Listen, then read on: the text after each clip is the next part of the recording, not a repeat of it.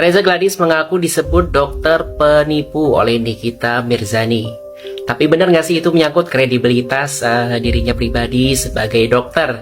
Mari kita kupas secara tuntas. Nah, sahabat cendol, dalam kasus ini kita harus benar-benar objektif ya untuk melihat kedudukan hukum masing-masing pihak.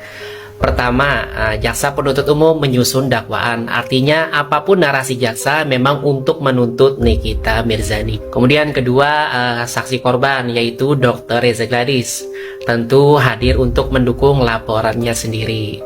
Sedangkan Nikita Mirzani dan pengacaranya pastinya hadir untuk membela diri dari dakwaan tersebut. Nah, sahabat cendol, jadi semua pihak berbicara dari kepentingan masing-masing ya, dari perspektif mereka untuk kepentingan mereka tersebut. Lalu bagaimana dengan tuduhan dokter penipu? Jadi dalam persidangan Nikita Mirzani kemarin memang Dr. Reza Gladys mengaku bahwa Nikita Mirzani pernah menyebutnya sebagai dokter penipu. Pertanyaannya, apakah itu menyerang profesinya sebagai dokter ataukah sebenarnya konteksnya adalah produk skincare? Nah, sahabat cendol, untuk menjawab hal tersebut, mari kita padukan perspektif Reza Gladys sebagai korban dengan isi dakwaan dan perspektif Nikita Mirzani sebagai terdakwa. Jadi di dalam dakwaan jaksa menyebutkan ya bahwa Nikita menyebut Reza Gladys berbohong karena menjual skincare abal-abal. Kemudian overclaim, overprice, dan bahkan menyebut kulit Dr. Reza sendiri abu-abu. Itu menandakan tidak pakai produknya sendiri. Ini kan dijual bebas di atas ya. Dan ini ada jam sedikit kalau tidak salah ada 19 ya. Di produk ini tidak tercantum BPOM. Ya itu udah terjawab presiden. Tapi dijual segala bebas ya. Nah, ini besar untuk treatment ini. Silakan, kemudian. Nah, lalu muncul fakta di persidangan terbaru, sahabat cendol. Ternyata produk skincare yang disebut dalam dakwaan tersebut adalah produk relabeling, yakni produk merek Ribeskin yang hanya ditempel stiker milik perusahaan Dr. Reza, yaitu Glavicia.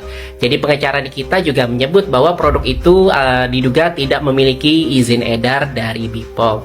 Nah, menurut netizen cendol, dari sinilah muncul logika Nikita Mirzani. Jika seseorang menjual produk dengan nama sendiri padahal itu bukan produksi sendiri, lalu tidak punya izin edar dan kulitnya sendiri juga tidak mencerminkan hasil produknya, maka tuduhan pembohongan publik dan penipuan bukan semata menyerang profesi tapi mengkritik praktik bisnisnya. Nah, sahabat cendol, ketika kita membahas isu hukum, kita tidak bisa hanya mendengar dari satu sisi ya. Harus dikombinasikan dari perspektif jaksa, kemudian saksi korban, hingga terdakwa dan pembelanya. Karena ingat, tidak ada satupun yang membawa kebenaran mutlak. Yang menentukan siapa yang benar dan salah adalah hakim berdasarkan bukti, logika, dan fakta hukum. Nah, jadi sebelum kita terpacu emosi di media sosial, mari kita latih diri kita melihat dari berbagai sudut pandang. Jangan jadi hakim sendiri. Follow akun netizen cendol untuk edukasi hukum yang jernih dan berimbang.